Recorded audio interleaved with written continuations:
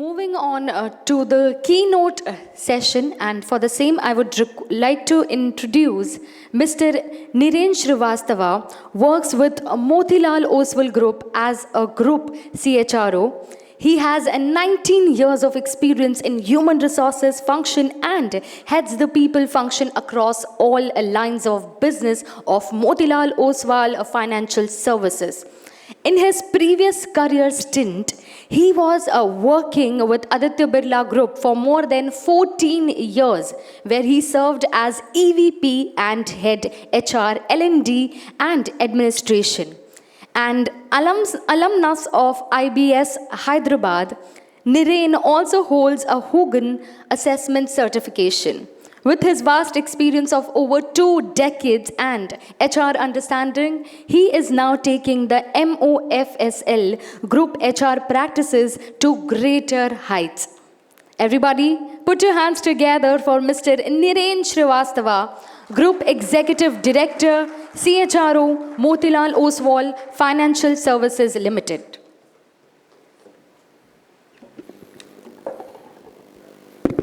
Good morning, can you all hear me? Thank you for the flattering and the lovely introduction. First thing in the morning. And Nitin, thank you so much for the introductory talk, because as you were speaking, I was noting down a few points, and I'm so happy that some of the content which I want to talk to you about today syncs and gels very well with what you spoke about, Nitin, and it is so very contemporary. So ladies and gentlemen, good morning. I have, let me just give you the stat warning first, because all of us don't want to go through tons and tons of slides. I have 25 slides, but I promise you I'll complete this in about 15 minutes, maybe lesser than that, because I'll skip a few slides. Because a part of that, I think Nitin has already spoken about. And if the thoughts are same, I don't think I'll add any value to that. Yeah. So, first things first. Shriyanka, will you change the slides for me? Okay. I want you to do a quick exercise for 2 minutes. Go to menti.com. I just want your brain cells to work a bit and help me set the context. I hope all of you had breakfast, so I'm sure you'll be fast enough. Go to menti.com, you'll find a code there. And there are 3 or 4 questions which we have put on menti.com, which are related to the topic and the subject I want to talk to you about today. Maybe a one word or a couple of words if you want to put. I think that should be good enough. We have 4 questions which talk about what are the shifts in employee expectations you are observing in the post-COVID era? There are significant shifts. What are the mindset which is developed by your tenured high performers? So tenured and high performance is obviously equal to a very high maintenance. Yeah, so their expectations are completely different. And what is the learning assistance we can provide to our top leaders, which is on the leadership development perspective? And how can we, of course, create a diverse and inclusive culture, which Nitin also spoke about? Flexibility seems to be at the center stage, and I will talk about this. Hybrid work-life balance, job security, I think it's a very apt slide, Nitin, after you spoke about the 3 mega trends.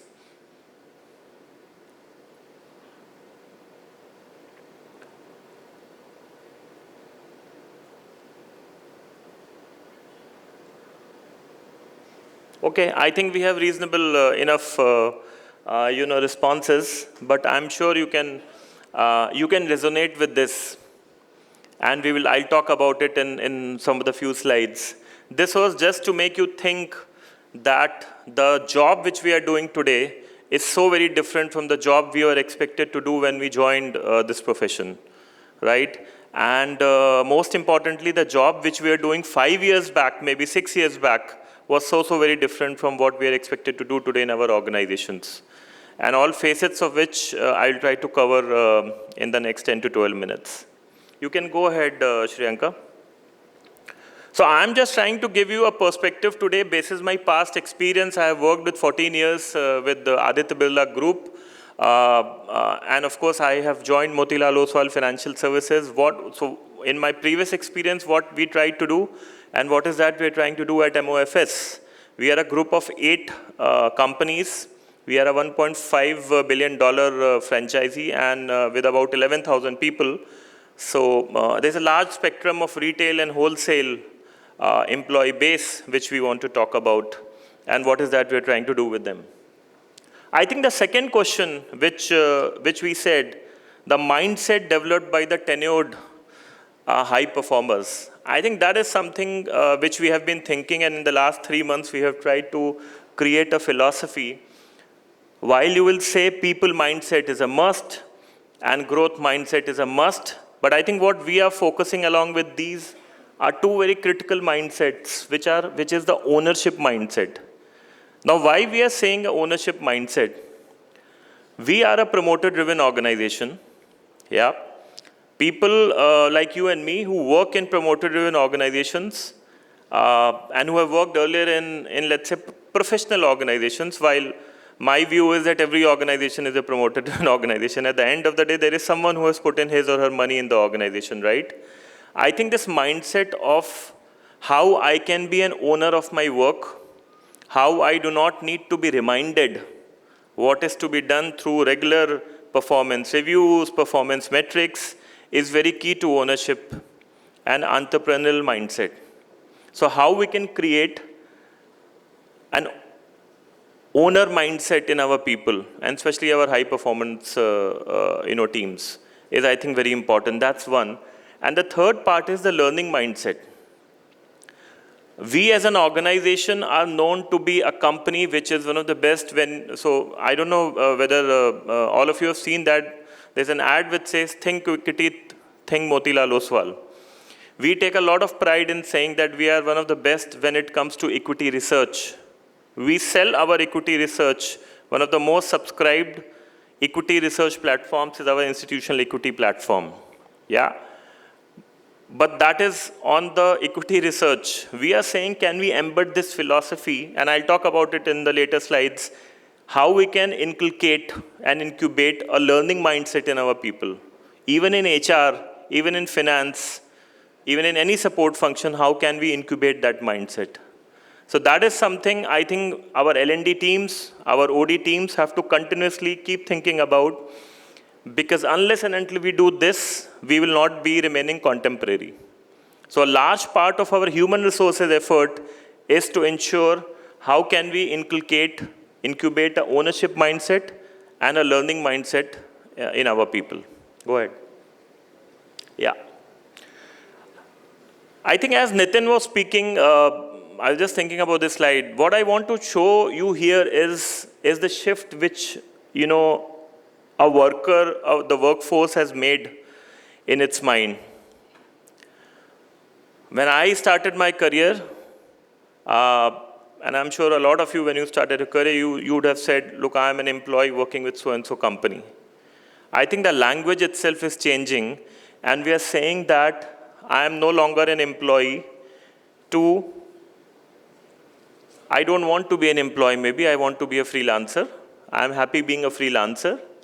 I'm happy being a gig, workforce kind of a person. I'm happy being a service provider.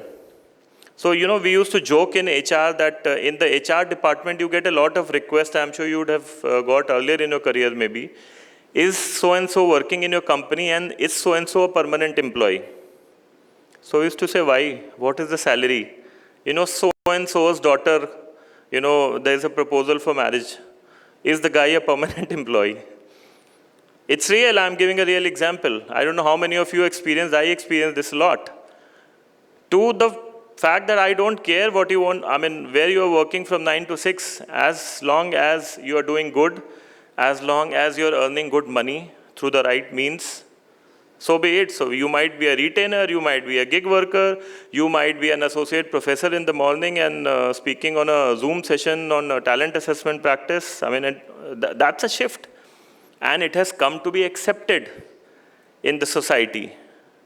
That is the ever-changing employee expectation which I want to talk to you, where also employees and the workforce rather are seeing themselves as complementers. And this is where we want to talk about ecosystem partnerships. And we say, we will only do what we can do and what we are good at.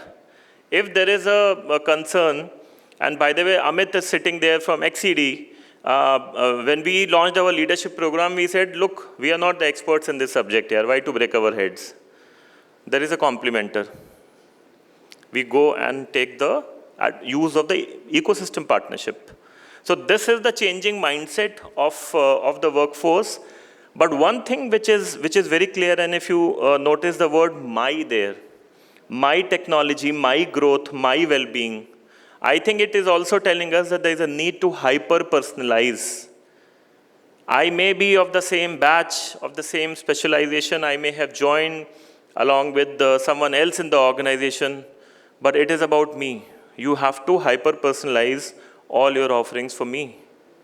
So this is, I think, the crux of the employee expectation. When we talk, we no longer can say with surety that I am talking to a cohort of people. I think in that cohort also, there are 100 different thoughts going on in people's mind. And that is the nature of the ever-changing workforce we are talking about. Go ahead. You spoke about, I think you mentioned about wellness. I think wellness as a practice, I think travels much further than, let's say, being fit, though we have an acronym called as FIT, which is find about your health, improve your health, and get yourself rewarded. But I think the 4 quadrants which you see are far more important because they are leading to productivity and well-being. You know, one thing, I have worked with financial services now for close to 20 years, and I have been amazed to see the financial literacy of the workforce working in financial services companies. So we said that a component of wellness is also the financial well-being of people. Can we get 100 people, 200, 500 people in a room and tell them, guys, there is a benefit of investing in equity long-term. This is the difference between equity and debt. People who have been working in mutual funds, for 5-7 years, they have not paid attention, as simple as that. I'll not call them, ignorant, but maybe careless is the word, of what is the difference between taxation in equity and debt funds. Can we come together at a functional level to create that awareness, because that is also leading to the well-being. So we are talking about 4 pillars: financial, social, mental, and emotional, and physical. I think the 3 pillars are often talked about, but creating that financial pillar is also equally important, and that sits as a part of our wellness framework. Go ahead, Shanka. Yeah. The other thing is, just go back. Yeah, and the other thing is that how can you arrive at a wellness quotient for each employee? Because I spoke about my, remember that word my? What is my well-being? What is my XYZ? So can I have a wellness quotient as an employee in your organization? And that wellness quotient, can you calculate it? Yes, the answer is yes. Take the help of technology. We have partnered with Goki. While Goki is only for, let's say, the health, the physical health and the mental health aspect, but it is possible to, arrive at a wellness quotient of your employees, which can give you, if married with the right kind of data intelligence, engineering, and analytics, the right predictors of whether what he was saying, whether the employees are stressed, whether they are expected to leave. And obviously, the stats which Nitin shared were baffling, that 38 to 40% do not want to even offer their jobs to their worst of enemies, right? But you can predict the general sentiment and mood if you work closely with that data. Go ahead. Yeah. I think this is something, the point there was how can you innovate in recruitment, and how can you innovate in attracting people? This is passé. I just wanted to show this to you, that this is with all this, financial services at least, insurance, mutual fund companies also now are at 38-40% attrition. Insurance companies, housing finance companies, banks are running at about 50 to 60% attrition with all this. So we have now decided in our organization that if with all of this we are sitting at that percent of attrition and not able to retain our people, what if we try to change the game? And the good news is that there is a consensus amongst all the CEOs that yes, we can do that. What is that we are doing now? Go ahead. We are saying that instead of long, lengthy interviews, I'm talking about the frontline sales population, because that is where we hire about 5,000 to 6,000 of employees in a year. We say that a person will do a completely proctored test for 15 to 20 minutes, which will cover and assess all aspects of what is needed on the job. You are, as a manager for a bottom of the pyramid kind of a job, not adding any value in asking questions, tell me more about yourself and help me sell this pen. These are all passé, right? With that, you are sitting at 75 and 80% attrition levels. So can we stop this nonsense?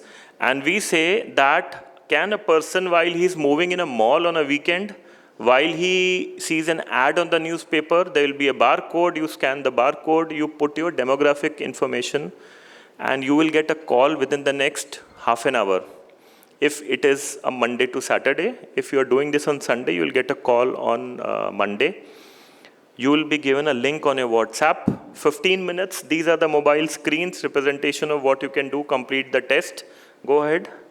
If you do that and you are in the green category, which is recommended, in the next 2 minutes, you will get a letter of intent on your WhatsApp, which is as good as an offer letter.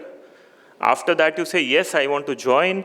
You upload your PAN card, Aadhaar card, basic 3-4 level documents, and another 5 minutes, you should get your offer letter on your mobile. And till now, you haven't met the manager.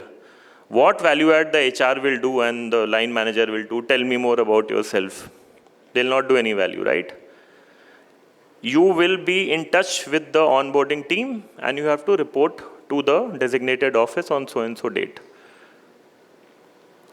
What is the innovation? The innovation is I'm cutting down the hiring time and the vast amount of recruiters I need, and I can ask the branch managers or the first level managers to go and focus on how to sell better, whatever they are selling. In financial services I'm talking about.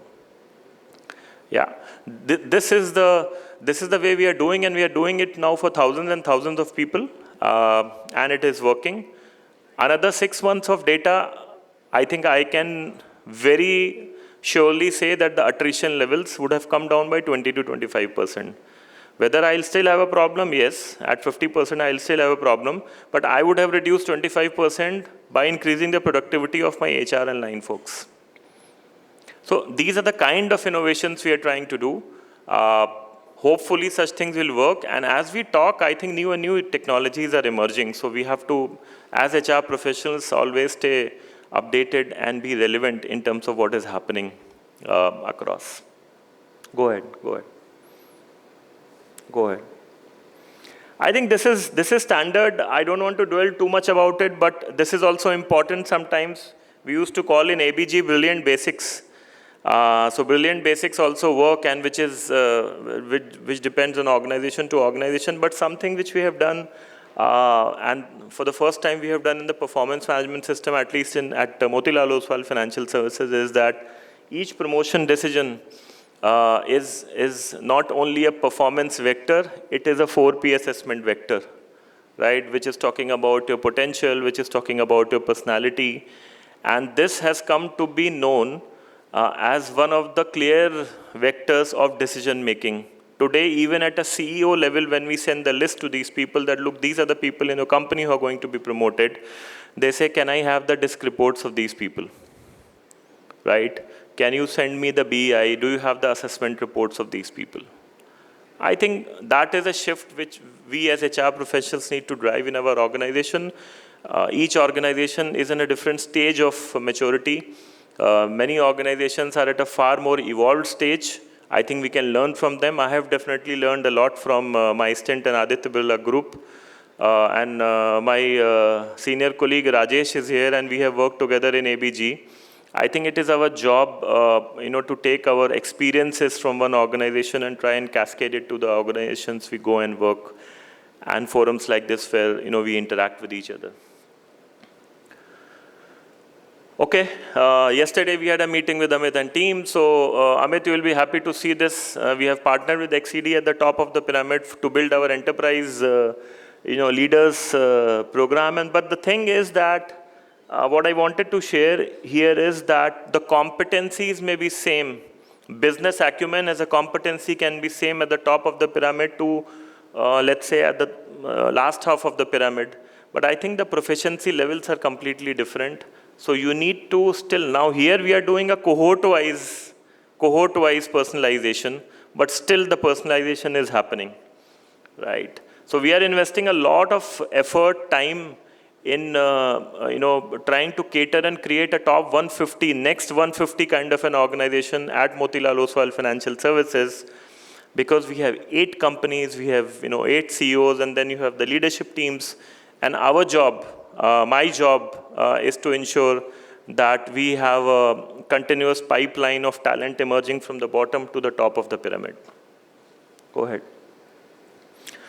On L&D, I think something which I would want to talk about it. While you see a lot of offerings and a lot of stuff happening, I think the underlining part here is, one, I said the learner is at the center, but the second thing is the power of ecosystem partnerships. We are working with Coursera, we are working with Udemy, we are working with Dale Carnegie, we are working with John Bay and so many other institutes. But I think the bottom line is, do what you can do the best. If you cannot do that, I think there are capable people out there who can do it for you. And I'm so happy because we are deriving a lot of value from these partnerships, because the effectiveness of our delivery, of our HR service delivery has gone up multifold. So you see the range of right to the Toastmasters Club. We have recently launched the Toastmasters Club. So all of you know Toastmasters is an international association.